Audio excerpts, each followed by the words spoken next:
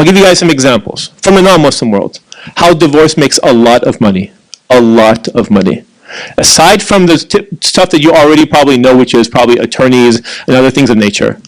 Let's say a sister from this side and a brother from this side, they get married. What will happen? Well, one of them will not need to live wherever they're living right now, so that rental space will be up for grabs. That apartment building or home will now be available to be sold, and now they have a vacancy that wasn't there before. But now let's multiply this by hundreds. Hundreds of sisters are married and hundreds of brothers, they all get married, until now we have hundreds of homes and apartments available for rent. What does that do to the price? When the demand is not as high as the supply, the price drops. Now reverse it. Everyone in this room, imagine we're all married to each other, and everyone in this room suddenly gets divorced. Now half of you will now need to find a place to live. If all the people are trying to look for a place to live, that is going to make the price of rent jump up, like skyrocket. That's number one. And when the price skyrockets, guess what goes up also? Property tax.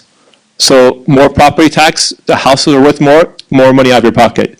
Your income tax. Oh, you're single now. Fantastic. We are going to tax you like crazy. Single status versus married status is a big jump. Next.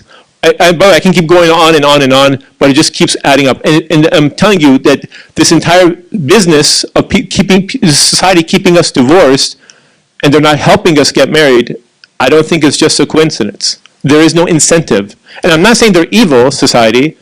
I think it's just a financial business side of it. There was a statistics that came out from CNN saying by the year 2030, 45% of women will never have children and will never get married. They're saying, what can we sell women when they're all going to be divorced and they'll never be married in their life? What can we sell them? What can we make more money on, and what should we invest in? Antidepressants, alcohol, makeup, Botox, all those things, clothes, all the stuff that typical single people, I'm talking about non-Muslims, hopefully, inshallah, that do that married people don't do. Married people are more likely to save money. Married people are more likely to be more stable, less risky behavior. Less of this, less of that. So let's find out if we can get these people divorced. Let's see how much money we can make off of them. And we, as Muslims, we have to stop listening to all this nonsense. And a lot of this nonsense is coming through us, through our phones. Remember I told you guys earlier that how the social media is so different than the movies, because a movie you can press the off switch. You're not watching movies 24 hours, 7 days a week. But social media, we're on it all the time. And when social media feeds you something and tells you, for example, oh, you don't like women? Oh, you're a feminist? Or you're a red pill?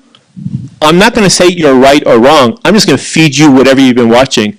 I'm going to double down on it, triple down, quadruple down. So all you get on your phone is this feed that's just overemphasizing the nonsense you already believe in. If you hate men, we'll make sure we show you every single video of every man who's done everything wrong to his wife. If you hate women, oh, we have this pill called red pill for you. Every single man, we'll show you how evil women are. They're all here to take your money. They're all this. They're all evil. And what happens is, because you're constantly fed this information, you forget for a moment that this is just your feed, personalized. The person who's sitting next to you is not getting this feed. They're getting two different feeds. If you don't believe me, make a separate account and start watching different types of videos and watch how your feed every single day changes with this feed here. I have two accounts, one for Baba Ali and one for Hafardeen. They're completely different. They're feeding me what they want to feed me. And this goes back to Fox News and MSNBC. There was one time before any of that stuff, by the way, when the news was just there to inform you. Now they're like comfort food, just feed you the nonsense. So you think Muslims are terrorists? Here's every single video of negative people shouting Allahu Akbar and all this crazy stuff, which is like 99% of Muslims don't even act like this, but that's, if you're a Fox News watcher, you may only see that aspect of it if you're growing up 10 years ago. But if you're watching some other channel, you don't think that way. So now, based on what channel you're watching, I have to figure out what type of opinion you have about me, and what type of social media you have on your feed will also tell you what you think about me. But yeah. So that was me. I want to give you guys some information, and hopefully if you found anything beneficial of anything I said, keep me in your du'as. Now, I'm a much more of a solution-oriented person. So I'm going to give you guys some, I don't know how much time I have, but I'm going to give you guys some solutions of what you can do that's actually in your hands. I'll just mention it just really quick, inshallah. So I put some notes for myself, and I said, what are some things? Because I thought to myself, like, look, we're going to tell you, oh, you're this age, nobody wants to marry you. Oh, you're divorced status, nobody wants to marry you. Oh, you're this ethnicity, nobody wants to marry you. Blah, blah, blah. By the way, all those negative things I was hearing when I was looking to get married. All that stuff. And I'm a convert too, and I'm Persian. There ain't no Persians coming to the masjid, guys, sorry to say. Nobody. I don't know every other ethnicity there is, but for whatever reason, I don't know what happened to Persians. They are not associated with religion whatsoever. You see them at the college campus, you see them at work. They say weird stuff like, say hi to God for me, but they don't act, you don't see them at the masjids. So for me to go to the masjid and look for like a Persian lady, no way.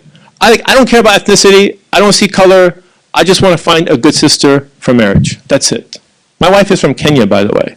She's not from my ethnic background. She doesn't speak the same mother language as me. We're completely different. We don't have the same interests, but alhamdulillah, things work out. So I thought to myself, what can I give advice to people that they have actually control over that will make them attractive? And as I'm telling you these things, I want you to imagine a brother or a sister that you're speaking to for marriage, and they have these attributes, and tell me they don't suddenly become a little bit more attractive in your eyes. All right? Here's the things I came up with that I said that makes people attractive, 10 traits that make you more attractive. Number one, someone who is content. With whatever Allah has given you, you're content, you're grateful. Imagine a husband or a wife, with whatever situation they are in, inshallah things will get better, but whatever situation they are, they're content. Having a husband or wife in that situation is 10 times easier than someone who's always disgruntled. Number two, someone who holds themselves accountable for where they are now, and they don't blame others. They take accountability. So instead of just saying, my ex, look, I'm not going to talk negative about my ex. I want to rather look internally and say, what could I have done to be a better person? What could I do to be better? If you have that mindset, and you're talking to a brother, and he says, listen, I'm not going to talk negative about my ex. May Allah subhanahu wa ta'ala guide her or give her the best husband in the world. But I realize that some of the things I could have done better would have been this, this, and this. And those are the things I've improved on. And when he says something like that, it's so much more attractive than if you're hearing him, yeah, let me tell you how bad she was, and blah, blah, blah, blah. And like, okay, is he going to be talking about me like this? You know, so number three, someone who is quick to forgive and late to anger.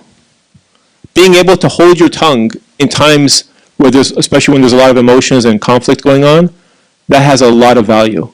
If you have a husband or wife, a spouse, that's able to do that, it's priceless. And that will lead remove a lot of unnecessary arguments and disputes. Next, and this is from the hadith of the Prophet ﷺ, someone who is most beneficial to others. There's many hadiths that are very similar. One is best of you who's best to his wives.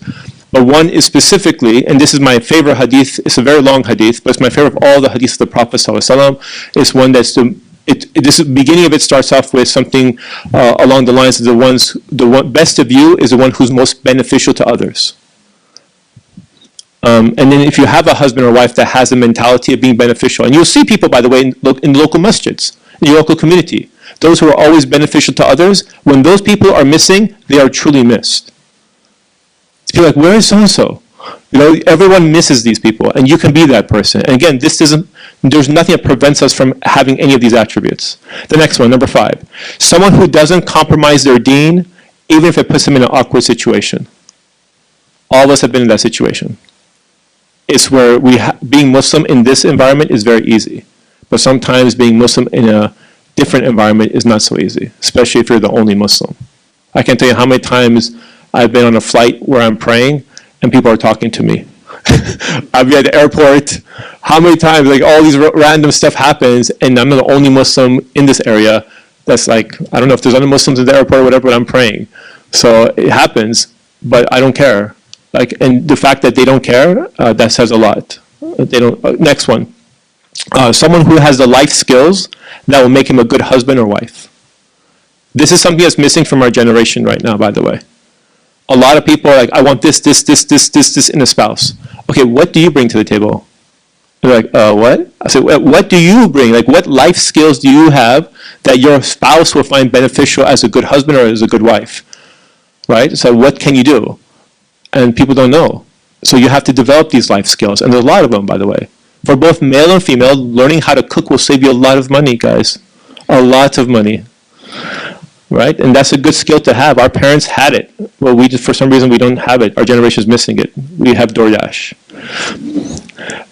Someone who is humble, and then number 7, there's only 10 of them. Someone who is humble, has a humble personality, even with the gifts that Allah subhanahu wa ta'ala has blessed them with.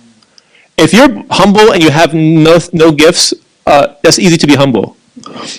But if you're humble and you've been gifted with beauty, with wealth, with social status, with something, and you're still humble, and not fake humble. You know, fake humble, you know, the fake humble people, oh yeah, I don't know how I do it so well, like it's so hard to be a millionaire, like, you know, it's like that kind of stuff, no.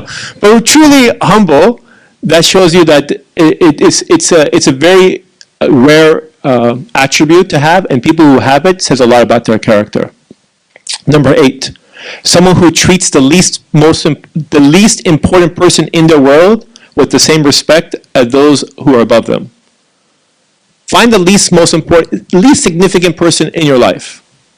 Person who, like for some reason, a male's bathroom, women's bathroom, I don't know if it has or not, but male's bathroom, sometimes in the fancy restaurants, there's a person there just giving you the napkin and giving you cologne and stuff like that. No one even pays attention to this person. Or the janitor who's cleaning the place and no one's paying attention to this person. Treating that person with kindness and respect the same way you would treat the president if the president walked through that door. A lot of times you'll see people treat people differently based on their status and what I can benefit from you. And if you see someone treat even the least significant person with respect and with kindness, it says a lot about their personality. And by the way, you will see all these things I'm referring to transform when you are disagreeing and arguing with your spouse.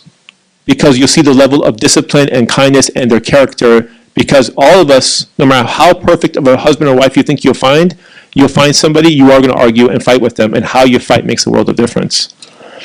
We're almost done here. Number 9 is someone who doesn't give up just because something is hard to do. All of us will go through those challenges, and sometimes things are really hard to do.